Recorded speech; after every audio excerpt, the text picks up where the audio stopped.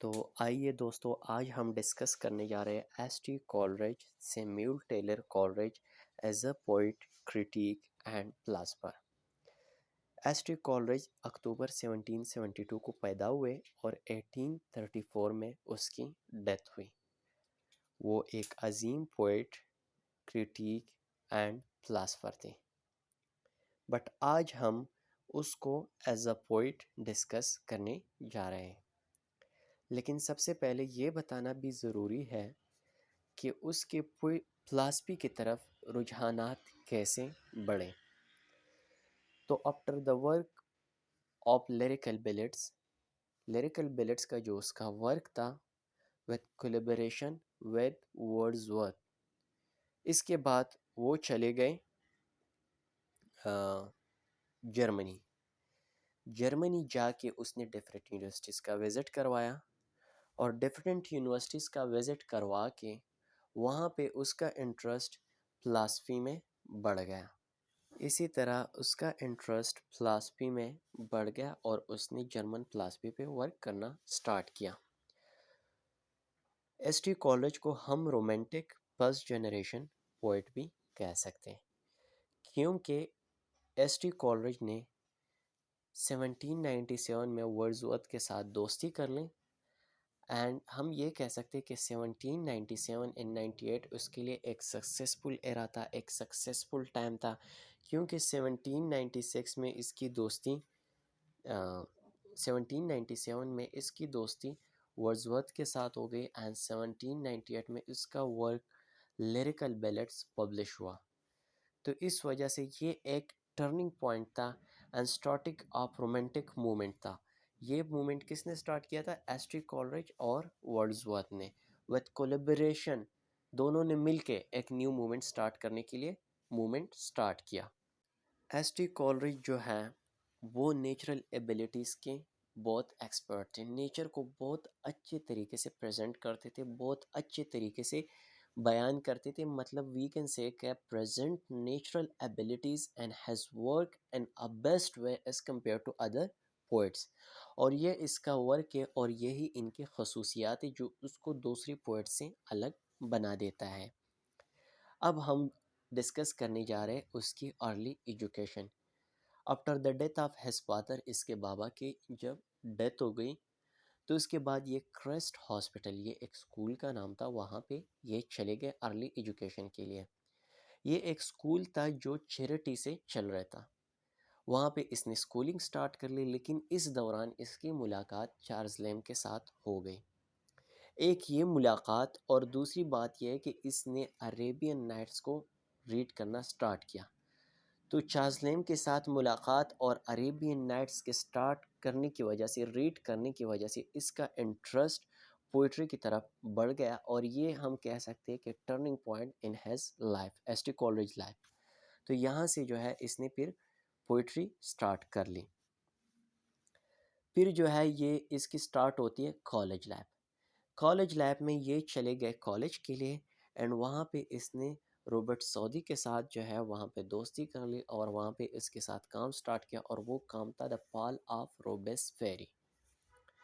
फिर हम कहने जिस तरह मैंने बताया कि इसकी दोस्ती वर्ड्सवर्थ और चार्ल्स लैम के साथ हो गई, तो वर्ड्सवर्थ के साथ तो इसकी 1797 में हो गई, मतलब स्कूलिंग के बाद। एंड चार्ल्स लैम के साथ इसके स्कूल टाइम में दोस्ती हो गई थी एंड वर्ड्सवर्थ के साथ इसकी ये दोस्ती बहुत सक्सेसफुल रही एंड इस दोस्ती की वजह से इन लोगों ने एक नया मूवमेंट भी स्टार्ट किया जो रोमांटिक मूवमेंट था और इस मूवमेंट की वजह से ये लोग बहुत मशहूर हो गए एंड आम लोगों के, कॉमन पीपल के बारे में इन लोगों ने पोइम्स लिखी, कॉमन लोगों को मुंतखब किया, कॉमन लोगों को प्रेजेंट किया। क्योंकि इससे पहले जो है क्लासिकल टाइम था और वहाँ पे जो है सिर्फ अ, आम लोगों को वहाँ पे डिस्कस नहीं किया जाता था, सही है, वहाँ पे हाई क्लास लोगों को डिस्कस करते थे।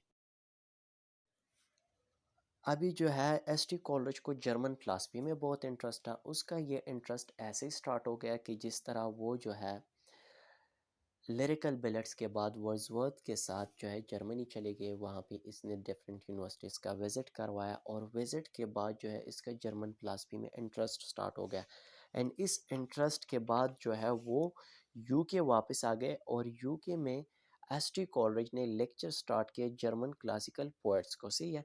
वहाँ पे इसने यूके से, क्योंकि इस ये इंस्पायर हुआ था वहाँ पे, जब इसने विजिट किया वहाँ पे देखे सब कुछ जर्मन में क्या चल रहा है, तो उस फिलासफी से जो है words S T Coleridge Wordsworth के साथ चले गए थे, और वहाँ से एस टी कॉलेज बहुत इन्फ्लुएंस हुए, और यहाँ पे आके इसने फिर लेक्चर देना स्टार्ट किया।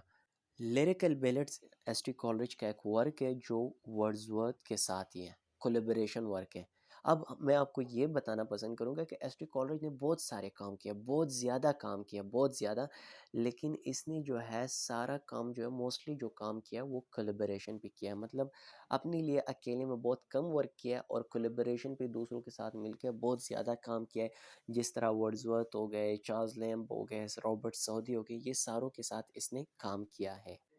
एस टी कॉलरेज ने एक पोएम भी लिखी थी, द साय पोएम, जिसमें इसने अपनी लवर को इसकी लवर थी, जीएफ थी, सारा, जिसमें इसने उसको मुंतखब किया उसको, और इसके बारे में बातें की, और ये स्पेशली उसने उसके लिए डेडिकेट किया था 1794 में। एंड इस तरह ये लिरिकल बैलेट्स जो है ये वर्ड्सवर्थ के साथ उसने लिख दी, और लिरिकल बैलेट्स के बाद जो है ये बहुत फेमस हो गया, और ये एक टर्निंग पॉइंट था जहाँ से एक न्यू एरा स्टार्ट हो गया, रोमांटिक एरा। और इन दोनों इस लिरिकल बैलेट्स की वजह से हमें ये भी पता है कि वहाँ पे मोस्टली पोएम्स जो है वो वर्ड्सवर्थ के ही है, लेकिन जो इन्फ्लुएंशियल वर्क है जिसने लोगों को बहुत मुतासिर किया हुआ है, तो वो हिस्सा जो है वो एस टी कॉलरेज ने ही लिख के दिया है। तो इस वजह से एस टी कॉलरेज का लिरिकल बैलेट्स में बहुत अहम रोल है। इसके बाद इसने बहुत सारे मेडल्स भी हासिल किए, लेकिन उसने एक पोएम लिखी थी odd on slave trade 1792, and इसकी वजह से जो है इसने ब्राउन मेडल हासिल किया। तो ये तमगा जो है इसको किस पे मिला था, ओड ऑन स्लेव ट्रेड 1792 पे। बट इसका जो वर्क है लिरिकल बैलेड्स वो तो 1798 में पब्लिश हो गया, लेकिन तब तक ये नहीं था कि एस टी कॉलेज कोई काम ही नहीं कर रहा था, बल्कि the rime of the ancient mariner and Kubla Khan जो है वो 1798 तक इसने कंपोज करवाया था, एंड पब्लिश बाद में करवाया। हमारे स्कूल वर्क में जो पोएम्स है द नाइटिंगेल वगैरह, ये सारी जो है ये किसने लिखे, सैमुअल टेलर कॉलरिज ने। बहुत सारे पोइट्स जो है वो एस टी कॉलरिज से बहुत इंस्पायर थे, बहुत मुतासिर थे, एंड इस तरह जो है इसने अपनी जो इसकी एक्स जी एफ थी, मतलब वो तो फिर एक्स हो गई, तो एक्स जी एफ की सिस्टर के लिए उसने एक पोएम लिखा था, और उसका नाम था बैलेट पोएम लव। और ये जो है जॉन कीट्स जो है वो इस पोएम से बहुत इंस्पायर थे। इसने फिर शेक्सपियर पे भी लेक्चर देना स्टार्ट किया, मतलब जर्मन फिलासफी पे तो ये ऑलरेडी लेक्चर्स दे रहे थे, लेकिन फिर इसके बाद इसने शेक्सपियर पे भी लेक्चर देना स्टार्ट किया, एंड लेक्चर ऑन हेमलेट। हेमलेट पे जो इसका लेक्चर था वो बहुत ग्रेट लेक्चर था, क्योंकि बिफोर दिस 1812 जब इसने लेक्चर नहीं दिया था तो लोग हेमलेट को बहुत नेगेटिव वे में कंसिडर करते थे, लेकिन जब इसने लेक्चर दिया, इसके लेक्चर के बाद जो है लोगों ने हेमलेट को बहुत पॉजिटिव वे में लेना स्टार्ट किया। एंड बायोग्राफी ऑफ लिटरेरिया, ये इसका लास्ट वर्क था जिंदगी में, और इसके 23 चैप्टर्स थे। And he has the ability to show natural nature in a good way and such a great way as compared to other poets. अब हम डिस्कस करने जा रहे हैं एस टी कॉलरिज वर्क। सो एस टी कॉलरिज ने बहुत सारा काम किया है, मतलब he was not only a poet, but वो एक क्रिटिक भी थे, एक फिलासफर भी थे।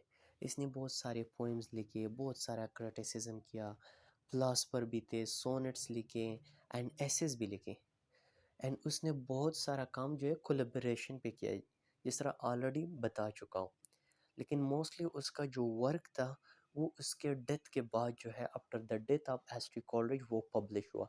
मतलब जब वो ज़िंदा थे तो इसका वर्क जो है इतना पब्लिश नहीं हुआ था, जिस तरह इसके बहुत सारे एसेस उसके डेथ के बाद जो है वो पब्लिश हुए।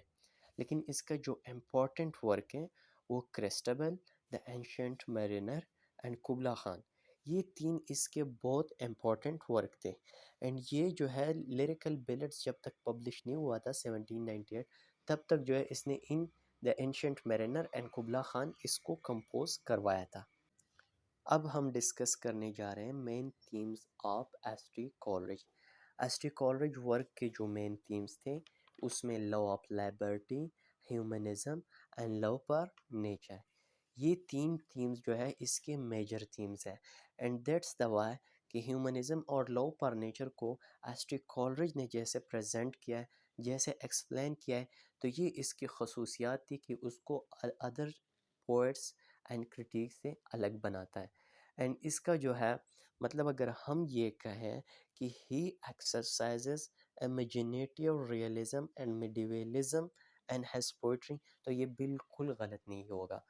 होप सो कि आप लोगों को समझ आया होगा। अगर अभी तक मेरे चैनल को सब्सक्राइब नहीं किया है तो मेरे चैनल को सब्सक्राइब करें, वीडियो को लाइक करें एंड कमेंट सेक्शन में अपने राय का इजहार ज़रूर करें। Thank you.